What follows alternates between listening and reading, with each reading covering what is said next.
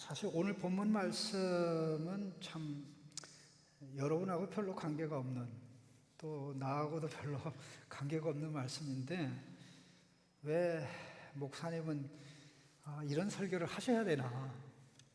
이유는 간단합니다. 하나님 말씀이라.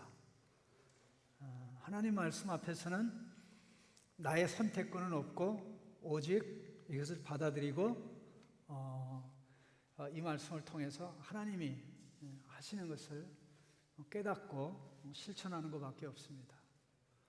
저는 그 창신교회에 와서 참 은혜 받은 것 중에 하나가 하나님 말씀을 증거할 수 있다는 것. 교수할 때는 전공 분야가 있기 때문에 제가 다른 분야의 과목을 터치하면 그 구약하면 구약 교수님들이 뭐라 그래요? 니 거나 잘해.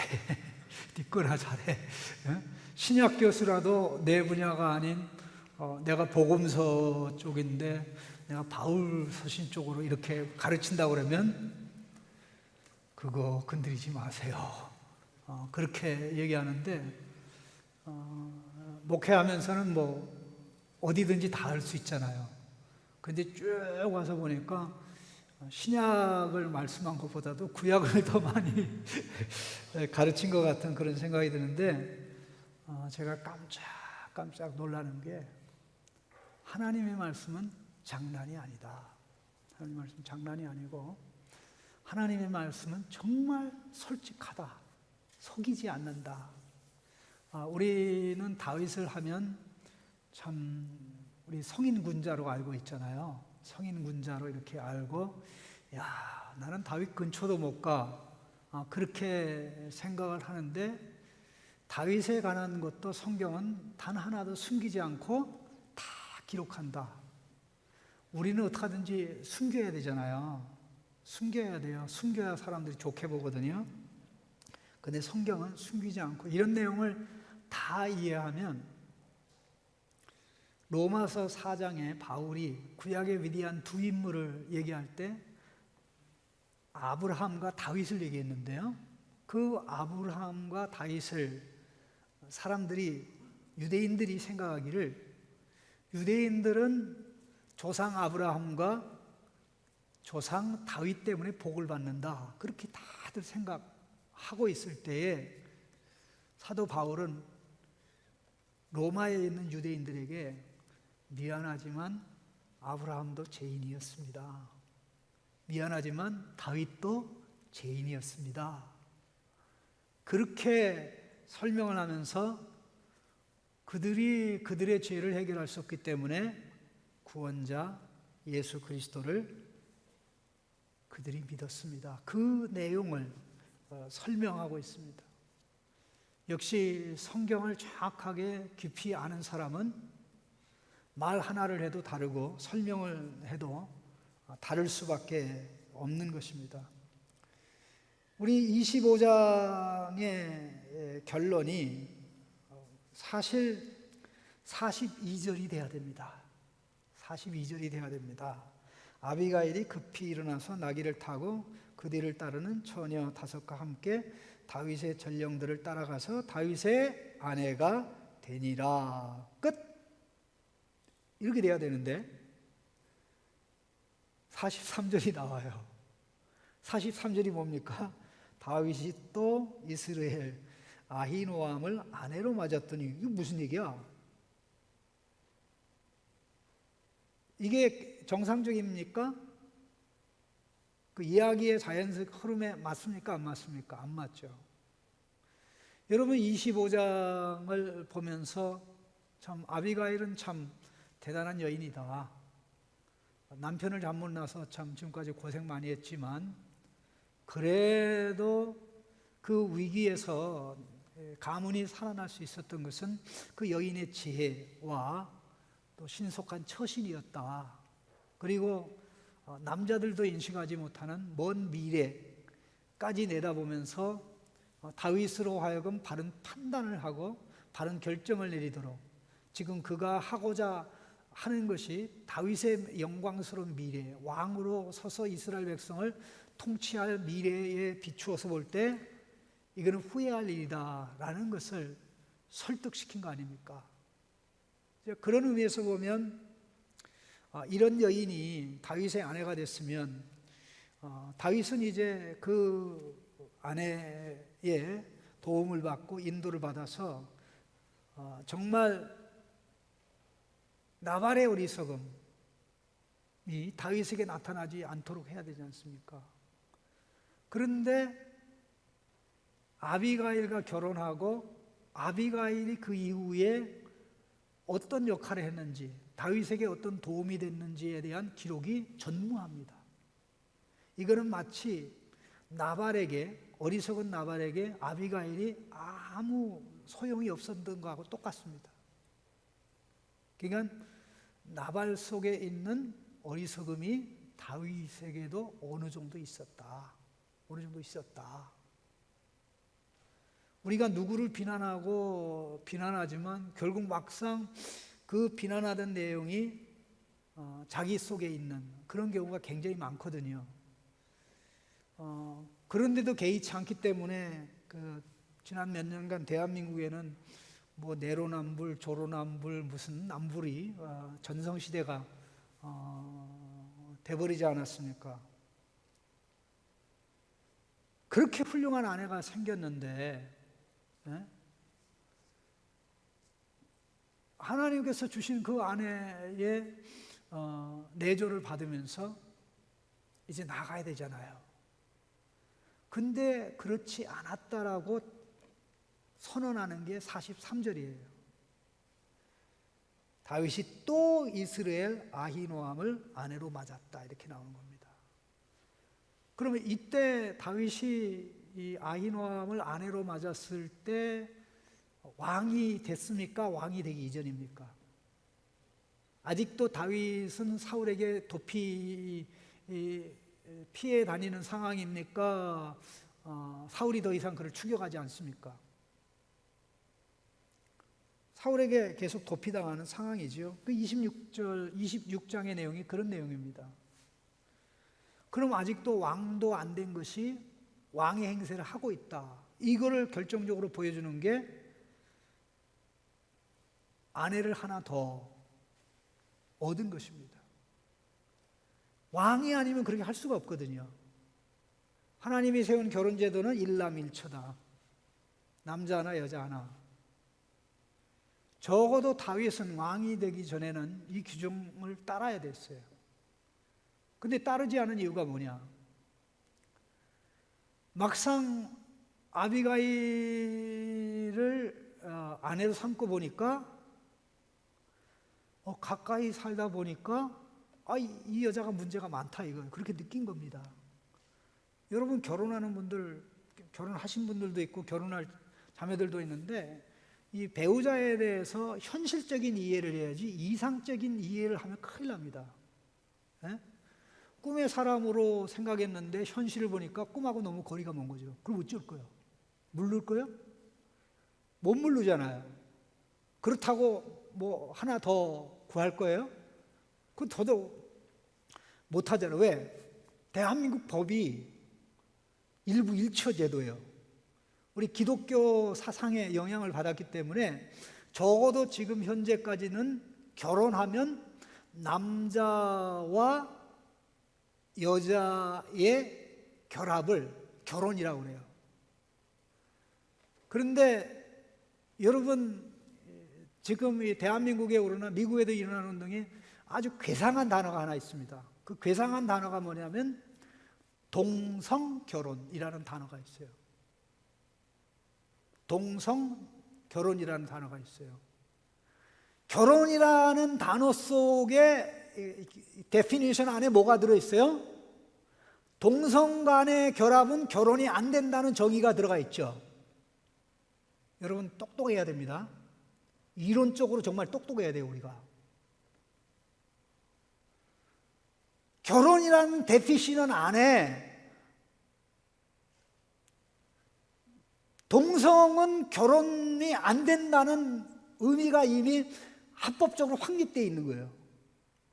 그런데 이 진보주의자들 또 뭐 여성운동한다 하는 이런 그런 이 사람들은 이미 동성결혼이라는 단어를 사용하고 언론에 퍼뜨리고 글에 쓰고 이렇게 알리면서 어떻게 돼요? 사람들의 각인 속에 같은 성을 가진 남자가 결합하는 것도 결혼이고 여자끼리 결혼하는 게 결합이고 이게 된다라고 이미 결혼 제도를 새롭게 법제화한 거예요.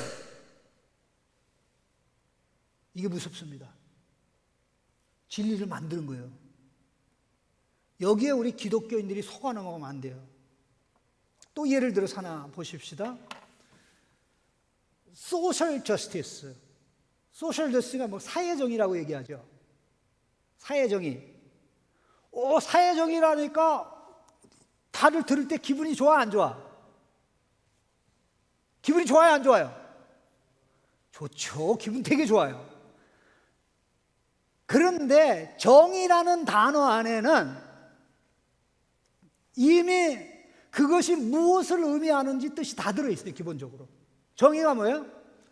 마땅히 사람에게 해야 할 것을 하고 해서는 안 해야 될 것을 안 하는 겁니다. 저스티스라는 것 자체가, 저스티스라는 말 자체가 마땅히 해야 될 것을 하고 해서는 안 될 것을 하는데, 여기는 남녀 간의 구분이 없고 부자와 가난한 자의 구분이 없고 많이 배운 자와 못 배운 자의 구분이 없고 뭐예요? 그 자격이 되는 자에게, 그렇죠? 자격이 되는 자에게는 남녀를 구분하지 않고 무조건 해야 된다는 겁니다. 그럼 저스티스라는 단어 안에는 자격은 안 되지만 은혜를 베푼다는 의미가 들어있습니까? 안 들어있습니까? 없어요. 없어요. 그런데 소셜 저스티스라는 단어를 쓰므로 어떤 일이 일어나냐면, 자격이 안 돼도 사람들에게 하는 것처럼 자격이 안 되는 사람에게도 100% 달라요. 100점이 안 되는 사람에게도 100점 되는 사람을 기준으로 해서 공평하게 해달라. 이게 소셜 저스티스예요. 그러니까 이 말을 쓰는 순간 진리를 만드는 거예요. 우리는 진리를 만드는 건가, 진리에 순종해야 됩니까? 진리에 순종해야 돼요. 이런 거를 잘하는 사람들이 좌파입니다. 이런 걸 잘하는 사람이 언론을 다 장악하고 있어요. 그러니까 모든 것이 하나하나 다 기독교 진리하고는 정반대로 갑니다. 그런데 계속 우리가 이 말을 만들어서 계속 선언하면 그것이 진리가 되니까 결국 그것을 진리가 되게 하는 사람은 누구 자리에 올라가 있는 거냐? 하나님 자리에 올라가 있는 겁니다. 그럼 그런 사람들을 추종하고 따라간다? 그럼 우리가 하나님을 믿고 따라가는 게 아니라, 진리에 순종하고 따라가는 게 아니라 그 사람을 따라가기 때문에 결국 결론에 가서는 하나님을 대적하는 사람으로 그렇게 나아가는 것이죠. 우리가 이런 시대에 살고 있는데,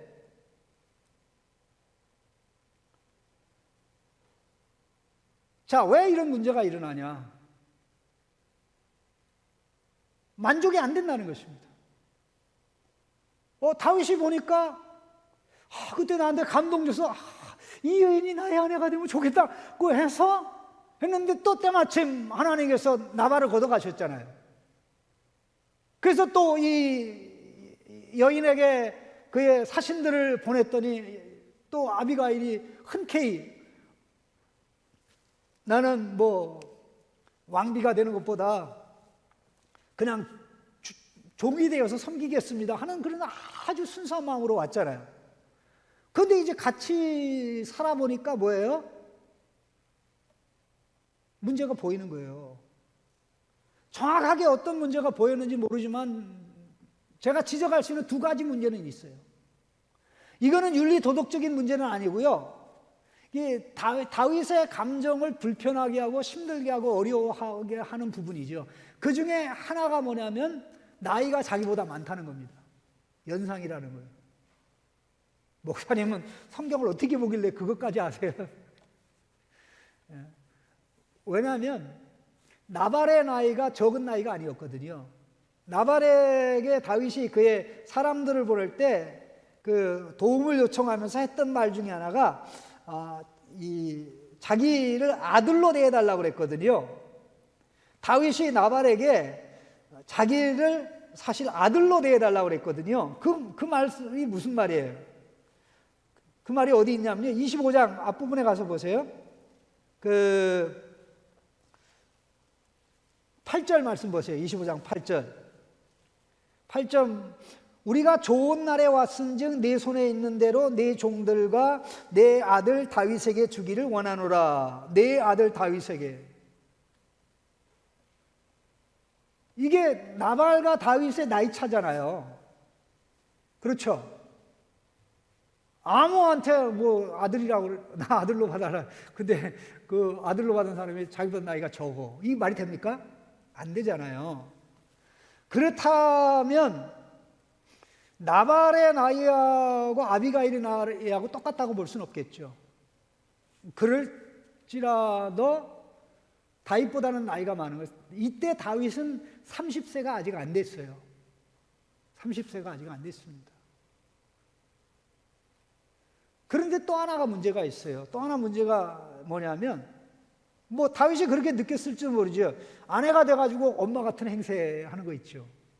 그거는 성경에 근거가 없는데 내가 얘기를 하지 않겠습니다. 이거보다 더 중요한 문제가 하나 있는데, 그것은 뭐냐면은 이 아비가일이, 여러분 오해하지 마세요. 헌여자라는 거예요. 헌여자. 남편이 있었던 여자라는 거예요. 그거는 과거지사잖아요. 모르고 결혼했어요? 알고 결혼했어요? 솔직히 얘기해봐. 몰랐어요? 알았어요? 그러면은 그게 더 이상 문제가 돼야 돼요? 문제가 돼서는 안 돼요? 문제가 돼서는 안 되죠. 그런데 이게 계속 문제가 되는 거 있죠. 이 아비가일이 소개될 때마다 아비가일에 대해서 나오는 굉장히 중요한 표현인데, 그게 뭐냐면요, 나발의 아내였던 사람으로 언급된다는 거예요. 레떼르, 딱지가 붙은 거예요. 27장 3절 보세요.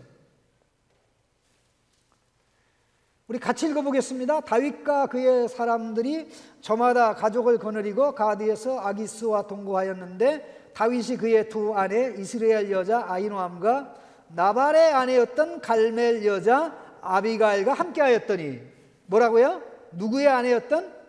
나발의 아내였던 갈멜 여자. 여기 하나 더 말씀합니다. 여기 아내의 순서가 바뀌었죠. 아비가일이 먼저 나오는 게 아니라 아히노암이 먼저 나오죠. 그것도 조금 이따 말씀드리겠습니다. 30장 5절 보세요. 30장 5절. 같이 읽습니다. 다윗의 두 아내 이스라엘 여인 아히노암과 갈멜 사람 나발의 아내였던 아비가일도 사로잡혔더라. 오호. 저 사무엘하 2장 2절입니다. 사무엘하 2장 2절. 다윗이 그의 두 아내 이스라엘 여인 아히노암과 갈멜 사람 나발의 아내였던 아비가일을 데리고, 그리고 오늘 두 번째 본문인 3장 2절을 보세요. 두 번째 본문 3장 2절이 어떻게 되어 있습니까? 한번 같이 읽어볼까요? 3장 2절 시작.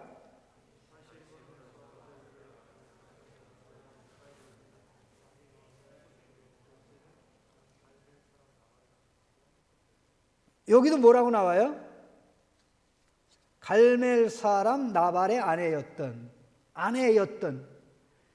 참 우리말 성경은 성경보다 더 친절해요. 이 점에서는 였던으로 나오는데, 히브리어 본문에는 그렇게 안 나오고 나발의 아내 아비가일, 이게 과거로 끝난 게 아니라 지금 현재의 시제예요. 다윗이 이 여인을 볼 때마다 뭘로 보이는 거예요? 나발의 아내로 보이는 거예요. 그럼 아비가일 행복하겠죠? 행복합니까? 다윗 행복합니까? 야, 이렇게 착한 여인을 다윗이 이래도 되는 겁니까?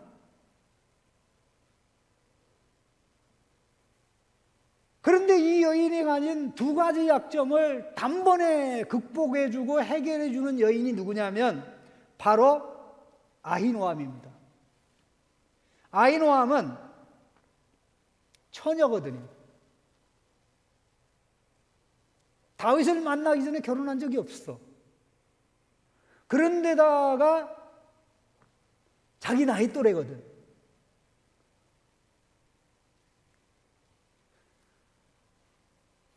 우리가 하나님의 말씀에 다스림을 받지 않으면 우리의 감정과 느낌이 우리를 지배하고 다스립니다.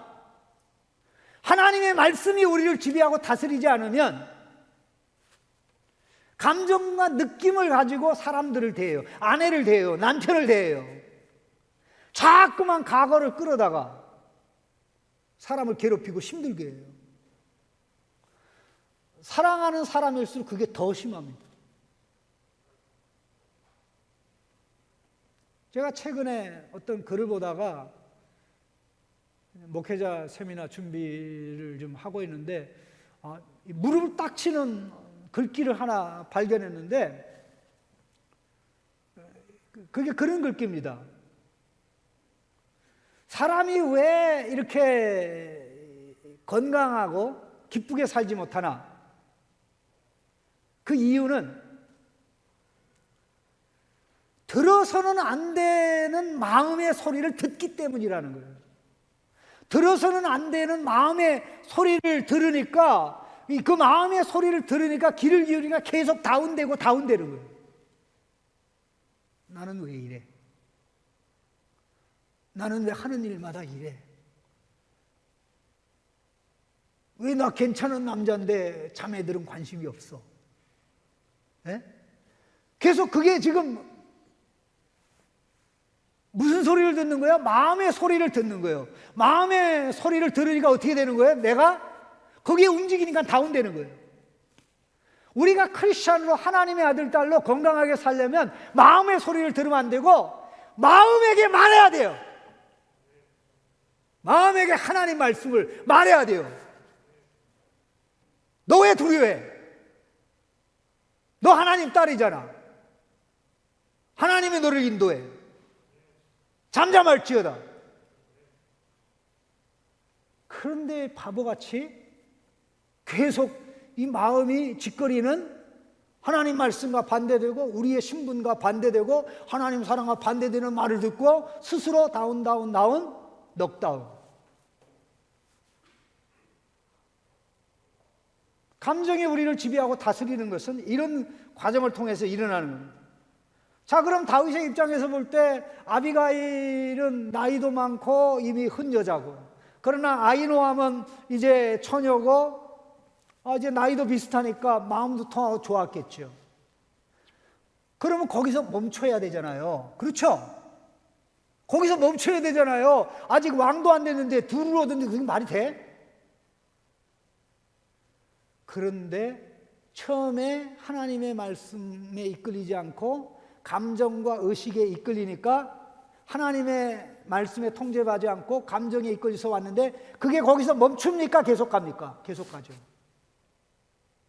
이게 바로 다윗의 마음속에 죄가 잉태되는 결정적 사건입니다. 다윗의 마음속에 죄가 잉태되는 결정적 사건인데 이제 그는 마침내 사울이 죽은 다음에 왕이 됩니다. 사울이 죽은 다음에 이제 왕이 돼서 다스리게 되었습니다. 헤브론에서 다스립니다. 헤브론에서 이제 7년 6개월 동안 다스리게 됐는데 7년 6개월 동안 다스리면서 4명의 아내를 더 두게 되었습니다. 4명의 아내를 더 두게 됐습니다. 그래서 그 4명의 아내를 더 둔 것과 관련해서 그럼 토탈 몇 명이죠? 2 플러스 4니까 6명의 아내가 된 겁니다. 처음에 잘못 출발하니까 계속 이게 죄가 어떻게 되는 겁니까? 자라는 거죠. 하나님이 주신 아비가일로 만족하지 못하면서 그러면 그보다 나은 자기가 볼 때는 아히노아을 했으면 만족할 줄 알았는데 거기서 멈추지 않는 거죠. 그렇게 되는 거예요. 그럼 근본 원인이 뭐냐? 하나님으로 만족하지 않으면 어떤 것도 우리에게 만족 주지 못합니다. 최고도 우리에게 만족 주지 못합니다. 그러나 하나님으로 만족하면 최고가 아닌 것도 최고가 아닌 그것을 통해서 하나님이 우리에게 기쁨을 주고 즐거움을 주십니다. 관건은 뭐냐? 하나님으로 만족하느냐 만족하지 않느냐. 하나님으로 만족하는 것이 경건이고 하나님이 주신 것으로 만족하려는 것이 우상숭배입니다. 우상숭배는 다른 게 아니에요. 하나님만이 주실 수 있는 것을 찾는 거죠. 하나님이 만든 것에서. 그러면 한번 이 다윗이 추가적으로 얻은 4명의 아내들을 한번 생각해 보자 이거예요. 그럼 세 번째 아내가 압살롬의 모친이거든요. 압살롬의 모친이 누구냐면 그슬랑 달메의 딸입니다. 마아가. 그슬랑 달메의 딸과 결혼했다는 건, 그술이라는 것은 이스라엘 북쪽에 있는 작은 국가거든요. 도시국가. 자, 이런 결혼을 갖다가 무슨 결혼이라고 그러니까 정략적 결혼이에요. 정략적, 정치적인 목적으로 결혼하는 거죠. 솔로몬이 왕이 됐을 때 애굽의 공주와 결혼하죠. 이게 정략적 결혼이에요. 아버지한테 배운 것 같아요. 꼭 못된 거 배워. 여러분, 애굽의 역사상 애굽의 바로가 공주를 다른 나라의 왕에게 아내로 준 역사가 없어요. 그런 점에서 솔로몬이 굉장히 기분 좋은 거죠. 애굽이, 그 당시 최고 강대국은 애굽이 솔로몬을 하늘 높이 평가했다는 그런 얘기죠. 물론 정략적인 것입니다만은. 자, 그러니까 다윗의 입장에서는 이제 앞으로 자기가 왕이 될 걸 내다보고 이제 정치적 안정을 위해서 이런 정략적 결혼, 이것도 성경적인 결혼은 아니죠. 하나님 말씀 위배입니다. 그러면 나머지 세 여인이 등장합니다. 나머지 세 여인 중에 첫 번째는 핫깃이라는 여인입니다. 4절에. 그리고 두 번째 여인은 아비달입니다. 아비달. 그리고 세 번째, 여섯 번째가 되는 그 여인은 에글라입니다. 에글라. 자, 핫깃, 아비달, 에글라. 핫깃, 에글라, 아비달. 이 세 사람의 공통점이 뭡니까? 부모와 지역이 언급되지 않았다는 것입니다. 부모와 지역이 언급되지 않았다는 건 뭘 의미할까요? 이미 첫 번째 아내 갈멜 출신, 두 번째 아내 이스라엘 출신. 이스라엘은 우리가 잘 알고 있는 북왕국에 있는 이스라엘 평화, 그게 아니고요. 유다 지파에 있는 유다 지파의 산지에 성읍이 있는 마을이 38개 마을이었는데 38개 마을 중에 유력한 지역이 이스라엘입니다. 이 이스라엘이 갈멜, 마원, 10, 그 다음에 이스라엘이에요. 그러니까 갈멜 지역과 가까워요. 그러니까는 갈멜 사람들이 정말 우리 지역 출신이 이제 다윗의 아내가 됐으니까 아마 자랑을 했을 수도 있겠죠. 예, 이스라엘 사람들에게. 그러니까 이스라엘 사람들이 마음을 모아가지고 다윗을 지원한다는 그런 차원에서 사실 아히노아미 사실 피택된 거거든요. 그런 어떤 여러 가지 배경이 있습니다. 이를 통해서 다윗의 정치적인 기반이 어느 정도 확보가 되죠. 그러면 첫째, 둘째, 셋째는 결국 두 번째부터는 결국 정략적인 결혼이 작용했다는 것이죠. 그러나 나머지 왕이 된 다음에 이제 추가적으로 더 얻은 4명의 아내 가운데 하나는 또 정략적 결혼이고 그술 왕의 딸과 결혼한 것. 그리고 나머지 부모님도 없어요. 지역의 언급도 없어요. 이런 여인들과 결혼한 것은 뭘 의미합니까? 여러분 성경 읽으면서요, 생각을 해봐요. 생각을. 이 앞에 나오는 내용, 뒤에 나오는 이게 다른 점을 가지고 딱 보면 답이 딱 나와요. 부모도 없고 지옥도 없는 여인들을 아내로 맞이했다는 건 무슨 얘기입니까? 다윗의 결혼이, 이 여인들과의 결혼은 정략적인 결혼이 아니었다는 거예요. 그럼 정략적인 결혼이 아니었으면 뭡니까? 정욕적인 결혼이죠. 탐욕적인 결혼이죠. 욕심에 이끌려서 즉흥적으로 사고 쳤다, 그런 얘기예요. 자, 다윗이 성군입니까? 다윗이 완벽합니까? 완벽하지 않아요. 사실 이런 점에서는, 이 여성 문제에 있어서는 사울이 다윗보다 훨씬 더 훌륭합니다. 사울은 40년 동안 왕으로 통치하는 가운데 단 한 번도 여자 문제가 없었어요. 다윗은 이게 지금 이 죄가 잘해가지고 밧세바 사건으로 폭발한 거 아닙니까? 사람은 다 취약한 부분이 있어요. 취약한 부분에서 사고가 터지는 겁니다. 그거를 미연에 방지하지 않으면 공개적인 수치로 이어지는 것입니다. 사울에게는 장점이었는데 그것이 다윗에게는 근본적 약점이죠. 물론 사울의 치명적인 약점은 뭡니까? 죽었다 깨어나도 하나님 말씀 안 듣는 거. 그 망하게 하는 장기입니다. 망하게 하는 장기. 하나님 말씀 죽었다 깨어나도 안 들어. 끝까지 가. 누가 말해도 안 들어. 끝까지 가. 그런데 다윗은 멈추죠.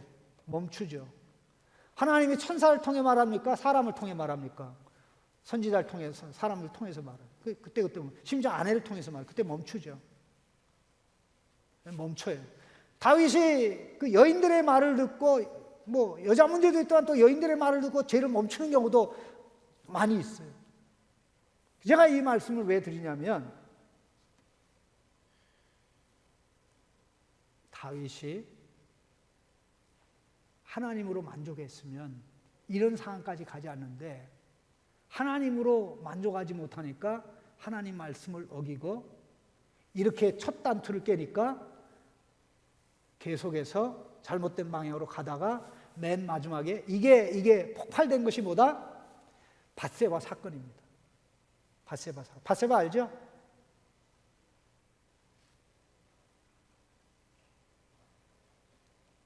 이 밧세바는 그 영어 단어로 하면 베스시바가 됩니다.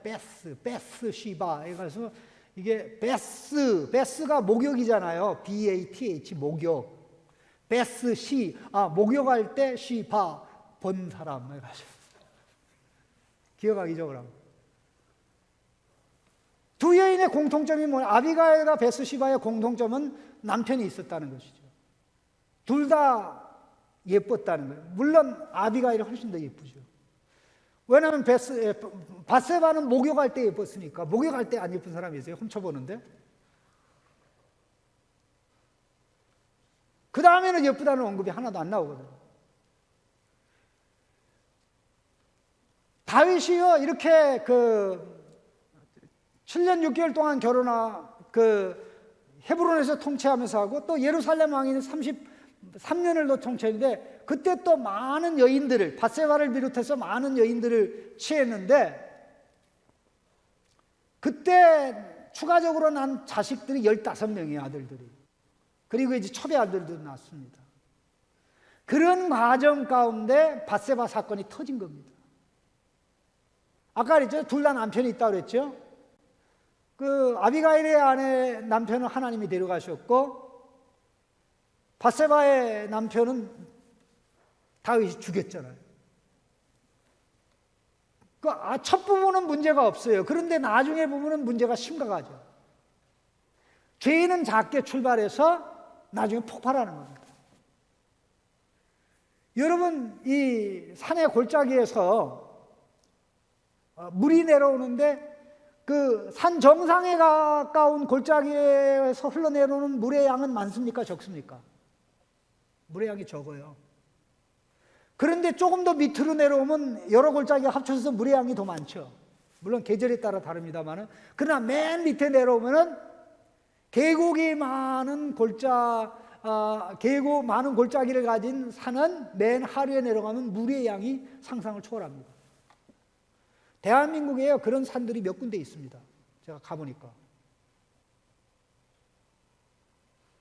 심지어는 우기철이 아닌데도 그 흘러내는 물의 양이 상상을 초월한 걸 보는데 그 공통점이 뭐냐면 골짜기가 많아요. 골짜기가 많아요. 그러나 그 골짜기가 처음에 출발하는 물이 작은 겁니다.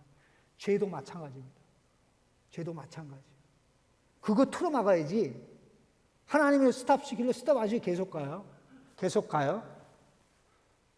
그러다가 망신살이 뻗치게 되는 그와 같은 결과가 있던 겁니다. 물론 다윗 나름대로는 굉장히 애를 많이 쓰고 했어요. 왜냐하면 다윗도 이제 많은 여자 결혼하고 골치 아프잖아요. 그러니까 이 첫 번째 아내부터 여섯 번째 아내까지 기계적으로 오직 아들을 하나씩 만난 거 있죠. 이거 쉬운 일일까? 한번 따라합시다. 하나님 말씀을 어기면 고달프다. 네. 그런데 이 여인들 보면 다윗이 가장 우습게 여겼던 아비가일은요, 아비가일에서 아들 하나를 낳는데 길르압이라고 얘기하고 길르압이라고 얘기도 하고 나중에는 다니엘로 소개가 되는데요. 그 아들만 이 다윗 가문의 이 정치적인 야욕의 그 추문에 끼질 않아요. 다윗이 사랑한 첫째 아내로 삼은 아히노함의 아들이 암논이거든요. 암논이 일 저지르죠. 집에서 강간 사건이 일어났어요. 그러다가 그술 왕의 딸 마가가 낳은 압살롬, 그 유명한 압살롬이 치밀한 계획을 내가지고 암논을 죽여버렸죠. 그런데다가 압살롬이 또 다윗을 몰아내죠. 그러다가 이 넷째 부인인가요? 넷째 부인이란 아도니아가 보니까 왕이 될 서열들이 다 죽었어. 암논 죽었지, 압살롬 죽었지, 그 다음에 아비가일의 아들 다니엘, 길르압은 그런데 관심이 없지. 그러니까 아도니아가 이거 왕은 내 자리야. 그렇게 됐다가 결국 밧세바가 개입해서 그 왕위가 솔로몬에게 넘어가죠. 이런 모든 기록들을 성경이 우리에게 보여주는 이유가 뭐냐라는 거죠. 결론을 말씀드리면 우리의 인생은요, 하나님 안에서 만족을 추구하지 않으면 허무하게 됩니다. 여러분 좋은 직장에서 만족을 찾겠다고 옮겨 다니지 말아요. 어느 회사 가도 만족이 없어. 돈 더 벌면 돼. 만족 없어요. 에너지만 낭비하고 시간만 낭비하고 그러는 거예요. 하나님을 기뻐하고 만족하고 즐거워하면 하나님이 내 아버지고 내가 하나님의 자식이고 예수님이 내 형님이고 나에게 아들의 신분, 딸의 신분을 주신 순간 나는 하나님의 아들로 딸로 살아가는 것이 내 행복이고 기쁨이고 즐거움이고 이게 흐뭇한 인생이다라고 하나님 안에서 하나님으로 인하여 만족하고 기뻐하면 남들이 볼 때 아무리 초라하고 아무것도 아닌 것 같아도 하나님으로 만족하고 기뻐하는 인생에게는 문제가 전혀 되지 않는 것입니다. 다윗이 그것을 밧세바의 사건을 통해 혹독한 대가를 치불한 다음에 그 사건 이후에 자기 가정에 일어나는 재앙을 본 다음에 비로소 깨달았다는 거 아닙니까? 자, 한번 따라합시다. 의도 터지고 깨달을 거냐? 남이 의도 터진 거 보고 깨달을 거냐? 자, 여러분들은 똑똑하니까 어떻게 할 거예요? 재호 집사님 어떻게 할 거예요? 그래서 성경 말씀을 배우는 겁니다. 남의 이야기가 아닙니다. 나는 뭐 결혼도 안 했으니까 나와는 해당 사항 없지. 대상만 바뀌지. 대상이 여자가 아닌 것뿐이지. 돈이 아니라고, 쾌락이 아니라고. 누가 얘기할 수 있습니까? 다 우리는 남 모르는 고민과 아픔이 있고 최대한의 약점이 있습니다. 그 부분에 구멍이 나서 터져버리면 그걸 수습하기가 너무 힘듭니다. 그런 일이 일어나기 전에 하나님, 나는 내 인생에 기쁨도 없고 즐겁도 없고 만족도 없는데 만족할 거를 주세요. 이렇게 기도하면 안 되고 하나님으로 만족하게 하십시오. 하나님의 자녀로, 하나님이 내 아버지인 것, 예수님이 나의 구주인 것으로 만족하며 누리는, 하나님 아버지를 누리는 자로 살아가면 어떤 직장에 있어서 사업이 어떠더라도 또 뭐 형제가 또 가족이 부족하고 부모가 부족한 것이 있을지라도 문제가 되지 않습니다. 그게 불행의 원인이 되지 않습니다. 이번에는 새로운 나온 책이 하나 있는데요. 그 MZ 세대가 옛날에 비해서 너무나 좌절감과 불행을 많이 느낀다는 겁니다. 그런 연구 결과로 나왔는데 아직 책은 보지 못했는데 그 내용의 핵심이 뭐냐면 부모들이 이 MZ 세대들을 MZ입니다. 세대를 키울 때 자존감을 엄청나게 세워줬는데 자존감이 전부 되다 보니까 사회에 적응할 수 있는 능력이 떨어지는 거예요. 모든 걸 다 환경 탓하고 사람 탓하고 국가 탓하고 그러니까 계속 문제 해결할 수 있는, 문제를 처리할 수 있는 능력이 낮아지니까 지능도 떨어지고 능력도 떨어지고 문제를 풀어가는 해결력도 떨어지니까 그만큼 사회가 저하된다 이 말이에요. 우리도 그렇게 영향받고 있어요. 우리는 정말 어떤 것이 아니라 모든 것을 만들어 이끌어 가시는 천지를 창조하신 하나님이 나의 아버지, 예수님이 나의 형님, 구원자, 그 안에서 만족하며 나갈 때 어떤 것에서도 상대적으로 누릴 수 있는 기쁨이 있고 즐거움이 있다. 하나님의 절대적인 기쁨과 즐거움, 만족이 되면 세상의 어떤 상황에서도 이길 수 있다. 누릴 수 있다. 이거 자랑스럽지 않습니까? 이렇게 나가고 싶지 않습니까? 우리 같이 기도하십시다.